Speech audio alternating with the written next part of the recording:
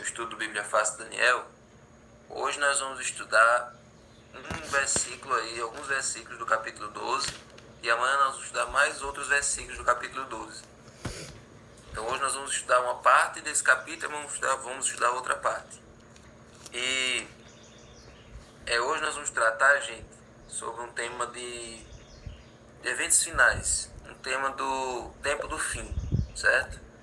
Agora Daniel nesse último capítulo, ele vai se concentrar agora em eventos futuros. Até então eram só profecias mais relacionadas ao passado, tirando os 2.300 anos. Mas esse capítulo 12 ele tem profecias, fala de eventos que vão acontecer nos nossos dias, perto da volta de Jesus. Então é muito importante a gente se concentrar aqui hoje. Nós vamos ter um panorama aqui dos eventos finais, certo? Quando a gente for estudar Apocalipse, nós vamos ver esse panorama de novo, até a gente aprender. Mas hoje nós vamos ter um vislumbre de como são esses eventos finais e quando acontecerá esse tempo de angústia, certo? Então vamos aí para Daniel 12. Abra sua Bíblia em Daniel capítulo 12, versículo 1.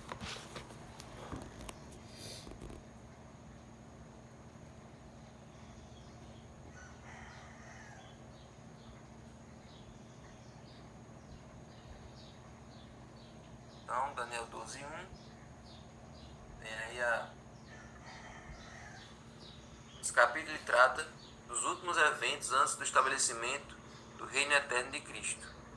Daniel 12, 1 diz assim: Nesse tempo se levantará Miguel, o defensor dos filhos do teu povo, e haverá tempo de angústia, qual nunca houve, desde que houve nação até aquele tempo. Mas naquele tempo será salvo o teu povo, todo aquele que for achado inscrito no livro, certo? Então, essa frase aí, esse texto aí, está relacionado ao tempo do fim. O anjo disse a Daniel: Daniel, isso aí não é para o seu tempo, isso aí não é para agora, isso aí é para o tempo do fim. Tanto é que essa expressão escrito no teu livro é uma expressão cósmica, não é um livro de papel, um livro comum que a gente tem. É um livro que está no céu. Tanto é que Moisés já sabia da existência desse livro. Moisés já sabia que existia um livro de Deus onde ele anotava o nome das pessoas que eram salvas. Então, já era de conhecimento já do judeu. Então, Daniel entendeu que essa visão não era para os dias dele, mas era lá para frente, certo? Então, gente, se essa visão é para o tempo do fim começou quando? O tempo do fim, ele começou depois ali de 1798, depois de 1844. Então, de lá para cá, nós estamos vivendo no tempo do fim, certo? Por que depois de 1798? O que aconteceu nessa data aí? Em 1798 foi aquela data em que terminou aquele período de supremacia dos papas, certo? Aquele período que eu disse a vocês, dos 1260 anos, em que o Papa ficou dominando sobre o mundo, achando que era Deus. Pronto, quando o Papa foi preso, naquele período ali, e as Bíblias voltaram à circulação das pessoas, Gutenberg inventou aquela prensa e começou a divulgar, começou a veicular mais a Bíblia, surgiram as sociedades bíblicas, e aí a verdade começou a ser difundida. A partir dali começou então o processo de restauração. A verdade já vinha sendo restaurada, mas agora a verdade começou a ficar mais na mão das pessoas. Então de lá para cá começou o tempo do fim. Então é no tempo do fim que essas profecias de Daniel 12 vão se cumprir. Agora, gente, aí em Daniel 12, verso 1, vocês viram que fala que o Miguel, o grande príncipe, vai se levantar, mas também vai haver um tempo de angústia para o povo de Deus. Só que a boa notícia é que o povo de Deus será salvo. Toda pessoa que tiver o nome escrito no livro. Agora, em que momento vai ser esse tempo de angústia? Então, para isso, vamos primeiro ler uma descrição desse tempo de angústia lá em Jeremias 30. Em Jeremias 30, versos 6 e 7, diz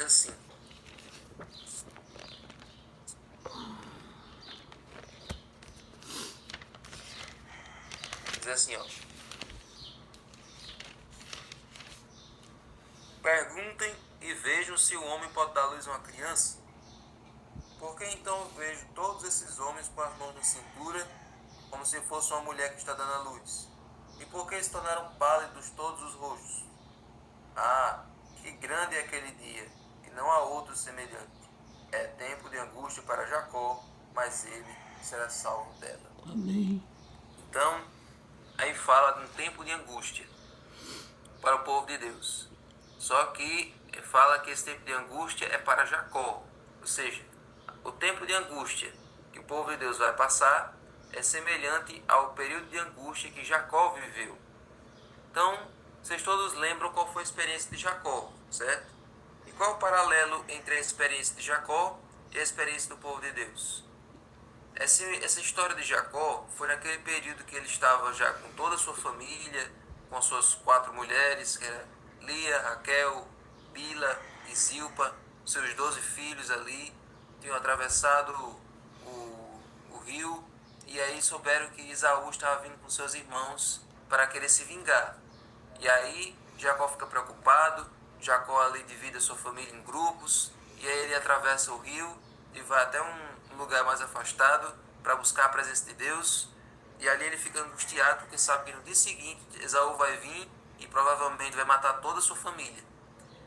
Então agora Jacó fica ali pedindo a Deus, pedindo força a Deus para poder sair daquela situação, para poder pedindo uma luz para Deus libertar, para Deus livrá-lo. E aí aparece um anjo, e aí Jacó luta com esse anjo. E aí depois no final da luta ele descobre que ele estava lutando com Deus a noite toda e não percebeu. Então qual é a relação? Qual é a relação entre Jacó, a angústia de Jacó naquela noite, e a angústia que o povo de Deus vai sofrer no tempo do fim? Primeira coisa, Jacó ele foi ameaçado de morte por Esaú, certo? Então o povo de Deus também vai ser ameaçado de morte. Vai ter um decreto ordenando a morte do povo de Deus. Vamos ver já em que momento isso vai acontecer. Jacó ele lutou para conseguir o livramento. O povo de Deus vai clamar a Deus de dia e de noite, para que Jesus volte logo, para que aquela perseguição acabe logo. Depois, Satanás levou Esaú a marchar contra Jacó. Esaú saiu com os 300 soldados, os 300 homens dele atrás de Jacó. Os ímpios também vão marchar contra os remanescentes. Ou seja, as pessoas que não estão do lado de Deus, as pessoas que receberam a marca da besta. O que é a marca da besta? Nós vamos ver também no estudo de Apocalipse. Mas eles vão perseguir aqueles que ficaram do lado de Deus.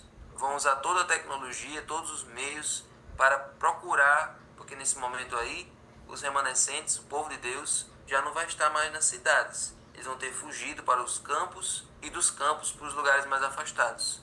Então eles vão ser perseguidos de dia e de noite. E é nesse período que os salvos também vão clamar a Deus de dia e de noite. Satanás também se esforçou para colocar sobre Jacó a culpa. Jacó ficou com um sentimento de culpa aquela noite toda. Até porque Jacó tinha enganado Esaú, quando ele era mais jovem, enganado o pai dele para conseguir o direito da primogenitura, e por causa disso ele teve que fugir de casa. Então naquele momento de angústia de Jacó, veio à memória dele tudo que ele fez contra Esaú. Toda a trapaça que ele fez contra Esaú estava agora caindo em cima dele que nem um karma. Então o povo de Deus também vai ficar com um sentimento de culpa, vai ficar com um sentimento de incerteza. Será que eu estou salvo mesmo? Será que eu estou... será que eu me arrependi de todos os meus pecados? Será que minha vida está em dia com Deus? Então vai ser esse mesmo sentimento de culpa que Satanás tentou colocar lá em Jacó, vai tentar colocar sobre o povo de Deus. E por fim, Jacó ele se apegou ao anjo e insistiu até prevalecer. E o povo de Deus também vai se apegar a Deus em oração. Agora, gente, em que momento isso vai acontecer? Depois de quê? Antes de quê? Então eu preparei aqui, gente, uma lista dos eventos finais para ficar mais fácil de vocês entenderem, certo? Então vamos lá. Vamos aqui primeiro por partes. Olha só. que assim fica melhor. Nós estamos aqui, 2026, hoje, certo? E hoje já estão acontecendo 5 coisas ao mesmo tempo. Nos dias de hoje, já está acontecendo algumas coisas ao mesmo tempo. Primeiro, reavivamento e reforma. Não vou dizer que acontece de forma geral, porque nem todo mundo está buscando isso ao mesmo tempo. Mas já está acontecendo. Aí, sacudidura também já está acontecendo. Selamento também já está acontecendo. Tudo isso são coisas que estão acontecendo ao mesmo tempo, certo? E aí, vai acontecer também em algum certo momento, vai acontecer a chuva serôdia, que é o derramamento do Espírito Santo, que nós vamos conferir os textos para não ficar só olhando a figura. Onde é que fala que vai acontecer o derramamento do Espírito Santo com a chuva serôdia? Joel. Então vamos lá para Joel 2, verso 23 e depois verso 28. Diz o seguinte, Joel capítulo 2, 23 e 28. Filhos de Sião, alegrem-se e exultem no Senhor seu Deus, porque Ele lhes dará as chuvas em justa medida. Fará descer, como no passado, as primeiras e as últimas chuvas. As primeiras chuvas era a chuva temporã, que era para a semente germinar, e a chuva serôdia, que era para colher. Então, aí o verso 28 diz, e acontecerá depois disso, que derramarei o meu espírito sobre toda a humanidade. Os filhos e as filhas de vocês profetizarão, os seus velhos sonharão, e os seus jovens terão visões. A chuva temporã foi em Atos 2, a chuva do Pentecostes. E a chuva serôdia vai ser também nesse período aí, do tempo do fim, bem perto do decreto dominical, vai acontecer a chuva serôdia, que é para os salvos poderem fazer o alto clamor, para eles poderem pregar para o restante do mundo, dar o último aviso ao mundo todo, que eles se arrependam dos seus pecados, que eles aceitem a verdade, e assim, quando eles pregarem esse alto clamor, aí o evangelho vai ser pregado ao mundo todo e a obra vai ser terminada, certo? Então, tudo isso aí vai acontecer praticamente ao mesmo tempo. Reavivamento e reforma, sacudidura e selamento vão resultar na chuva serôdia, que vai resultar no alto clamor, que vai resultar no término da obra. E esse término da obra de Deus, onde é que está dizendo que isso vai acontecer? Mateus 24, 14. Diz assim,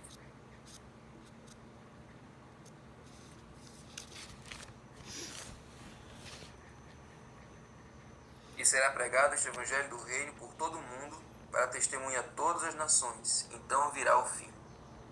Então, somente com o poder do Espírito é que o povo de Deus vai poder pregar para o mundo todo. Hoje a gente prega cada um em sua localidade, mas isso não é suficiente para alcançar o mundo todo. Já tem as janelas aí pelo mundo que não se pode falar de Jesus abertamente, mas com o poder do Espírito, os salvos vão poder pregar em todos os lugares e todo mundo vai ficar sabendo que Jesus vai voltar, certo?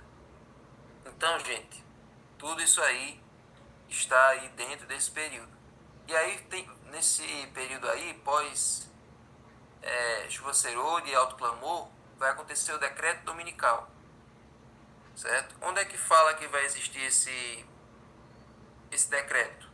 Vamos lá para Apocalipse 13.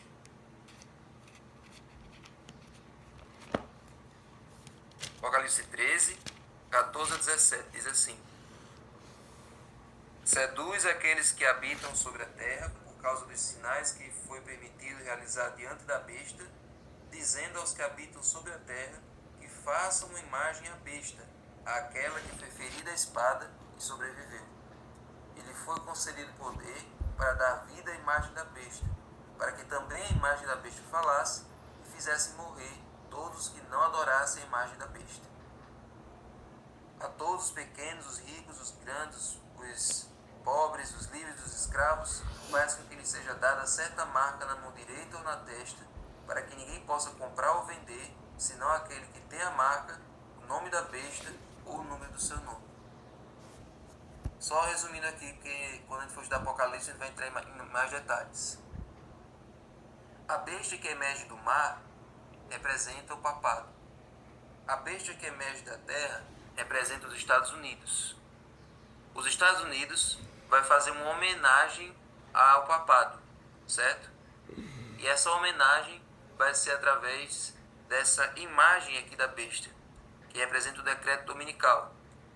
Então os Estados Unidos, junto com o papado, vão elaborar esse decreto dominical para que o mundo todo pare no domingo, para que o mundo todo santifique o domingo como um dia especial, como um dia da família, como um dia da conscientização ambiental. E assim esse decreto que vai primeiro ser lançado nos Estados Unidos e depois o mundo todo vai copiar. E quem não aderir isso aí vai começar a ser perseguido. E é por isso que os salvos vão começar agora a se espalhar pelo mundo. Eles vão começar a sair das grandes cidades e começar a ir primeiro para os campos. Vai haver primeiro essa mudança da cidade para a zona rural e depois da zona rural para as locas de pedra, para os lugares mais escondidos, certo? Então aí começa o período de perseguição e é nesse período que tem um tempo de angústia prévio, ok? E aí, gente, junto a tudo isso vai acontecer o fim do tempo da graça, certo? O fim do tempo de graça. Então vamos conferir isso em Apocalipse 15, verso 6. Diz assim, ó. E os 7 anjos que tinham os 7 flagelos saíram do santuário, vestidos de linho puro e resplandecente e cingidos à altura do peito com cintos de ouro. Aí o capítulo 16, verso 1. Ouvi uma voz forte vinda do santuário, dizendo aos 7 anjos: vão e derramem sobre a terra as 7 taças da ira de Deus. Então, gente, quando Jesus... O que é o fim do tempo da graça? Vocês sabem que hoje só existe graça, hoje só existe salvação, porque Jesus está no santuário celestial intercedendo por nós. E por qualquer pessoa que vá até ele para procurá-lo como seu advogado. Então, em qualquer lugar, em qualquer parte do mundo, seja da igreja ou não, qualquer pessoa pode ser salva porque Jesus está intercedendo por ela. Está usando os seus méritos como Salvador para alcançar qualquer pessoa. Então, o fim do tempo da graça é simplesmente Jesus entregando ali seu cargo como sumo sacerdote e aí fica sem intercessor. Não tem mais graça porque não tem mais ninguém para interceder por ela. Então, Jesus deixa o santuário celestial, Jesus deixa o lugar santíssimo ali e ali acaba a graça, acaba o tempo de oportunidades. E a partir desse momento, quem está salvo, quem está perdido, está perdido, certo? Ainda não chegamos na angústia de Jacó, que nós lemos agora, certo? Ainda não chegamos lá. Vamos chegar já já. Então, aí acaba o tempo da graça e os anjos soltam os ventos, certo? Tem um texto aqui em Apocalipse que fala dos anjos soltando os ventos. Hoje, os anjos estão segurando os ventos. Não vai ler o texto do fim do tempo da graça, não? Vamos ler sim. Que é Apocalipse 22 e 11. Apocalipse 22, 11 fala justamente aquele verso: quem está salvo, quem está perdido, está perdido. Mas tem um momento em que Jesus diz assim: feito está.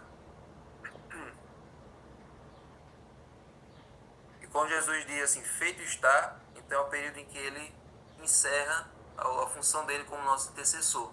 E os anjos soltam os 4 ventos, certo? Lá em Apocalipse 7, fala que hoje os anjos estão segurando os ventos. Em profecia, ventos representam guerras, destruições. Então, esse mundo só não está destruído como poderia estar, só não está um ribuliço como poderia estar, porque esses anjos estão segurando esses ventos de guerras. Existem guerras acontecendo aqui e acolá, mas quando os anjos soltarem esses 4 ventos, o mundo vai perder totalmente as bases que ainda seguram ele. As pessoas hoje ainda estão se segurando, por incrível que pareça, os países ainda estão se segurando. Mas quando isso acontecer, gente, então o mundo vai mergulhar num liquidificador, num ribuliço, numa confusão, e vai todo mundo perder as noções de certo e errado. A violência, a maldade, a guerra, a destruição, vai tudo acontecer numa escala muito maior e sem controle nenhum. Então, Jesus encerra a sua obra lá, acabou o tempo de graça, e o Espírito Santo também vai se retirar da terra, é aquela famosa expressão. Ou seja, agora acabou a vozinha na mente das pessoas dizendo para elas o que é certo e o que é errado. Agora as pessoas estão entregues às suas paixões, entregues aos seus instintos, certo? Então acabou-se agora a ação do Espírito Santo e a ação de Jesus lá em cima. Mas sobre os ímpios, sobre os salvos não, entenda isso. Isso é sobre os ímpios. Os salvos vão continuar com a presença de Jesus com eles o tempo todo e com a presença do Espírito Santo em sua mente o tempo todo. Quem buscou o Espírito Santo a vida toda, o Espírito Santo nunca vai abandoná-lo nesse momento aí. É sobre os ímpios, certo? E a perseguição está rolando.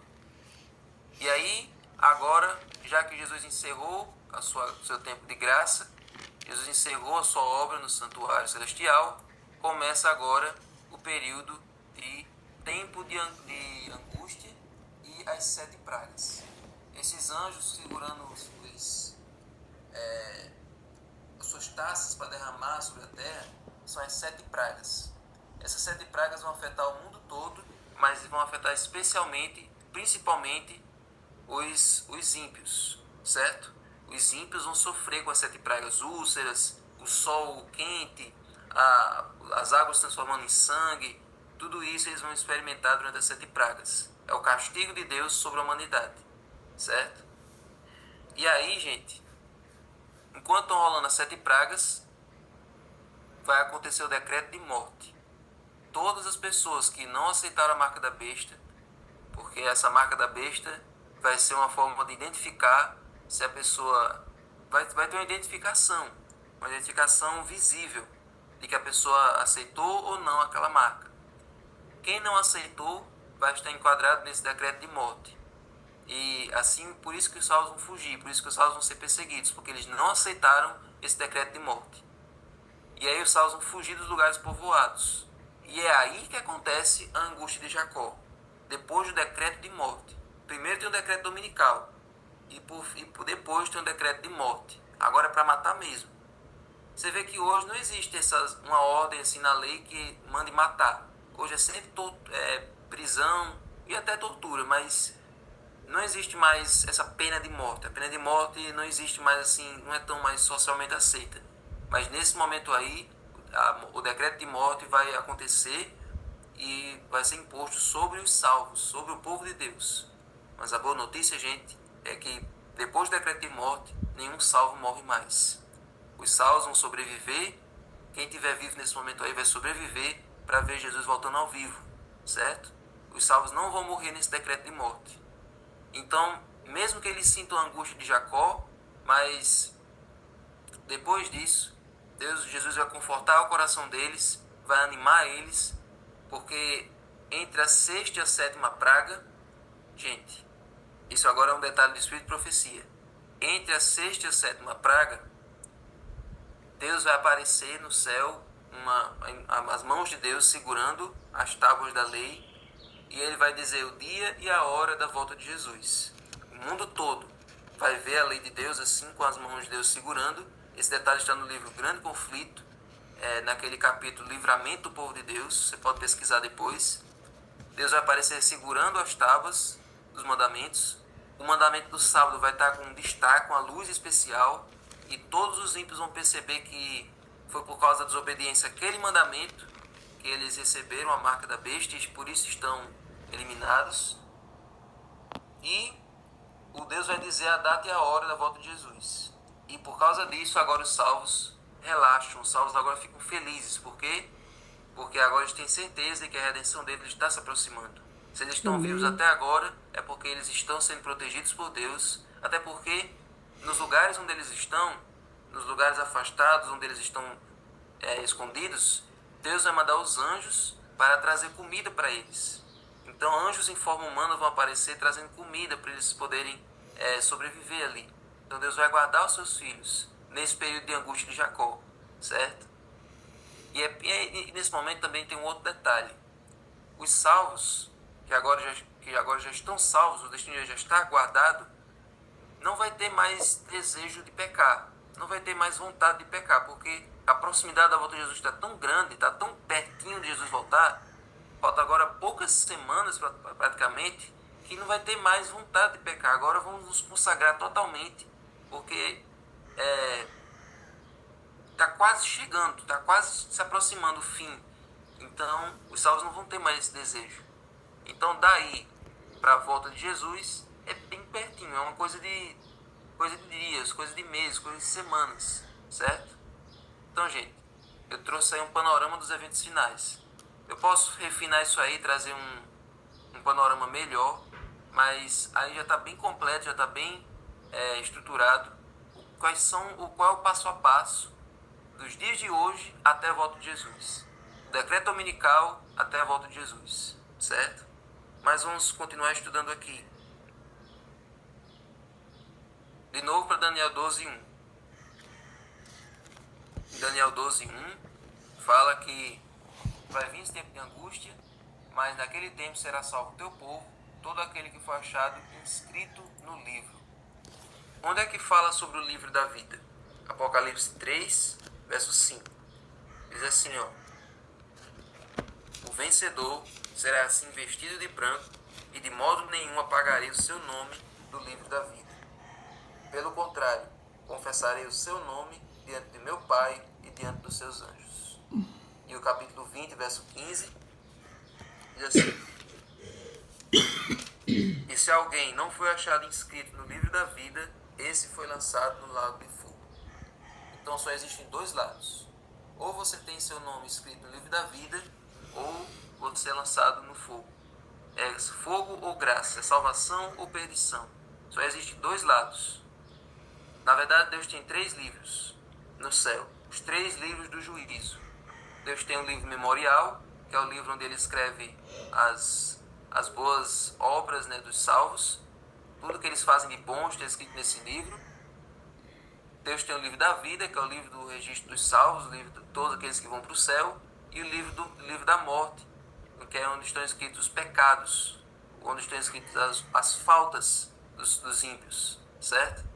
Então, quem não tem o nome escrito no livro da vida, não está salvo e não vai para o céu. Então, isso é uma profecia antiga, desde o tempo de Moisés, e Daniel repete, e em Apocalipse repete novamente. Então, gente, Deus escreve o nome no livro da vida de todos aqueles que se entregam a Ele. No batismo, seu nome é escrito lá. Toda vez que você aceita o sangue de Jesus, que pode purificar o seu coração, pode purificar a sua vida, limpar os seus pecados, quando você aceita, naquele dia, seu nome é escrito lá.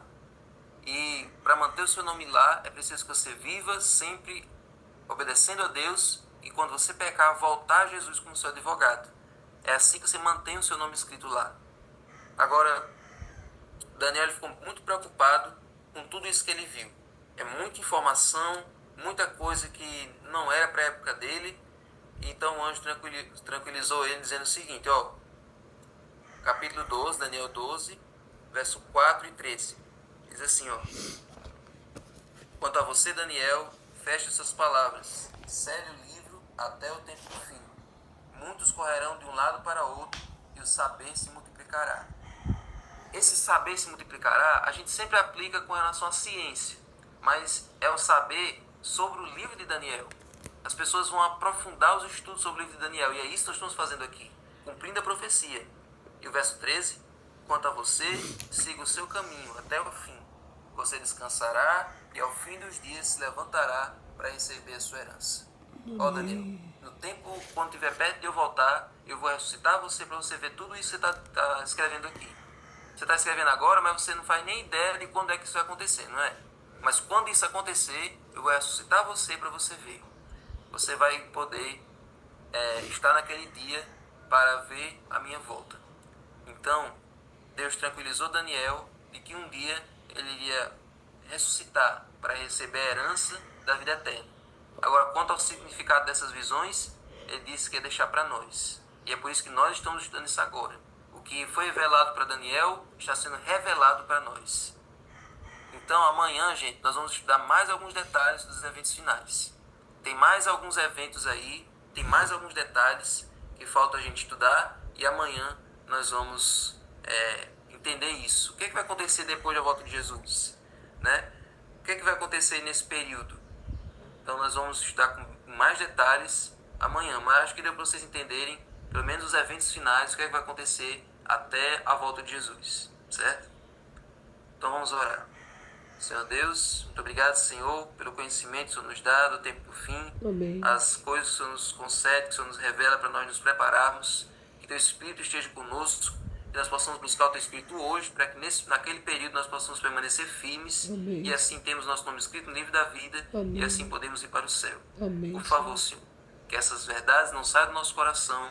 Em nome de Jesus. Amém. Amém. Feliz sábado para todos. Fiquem com Deus. Vão para suas igrejas.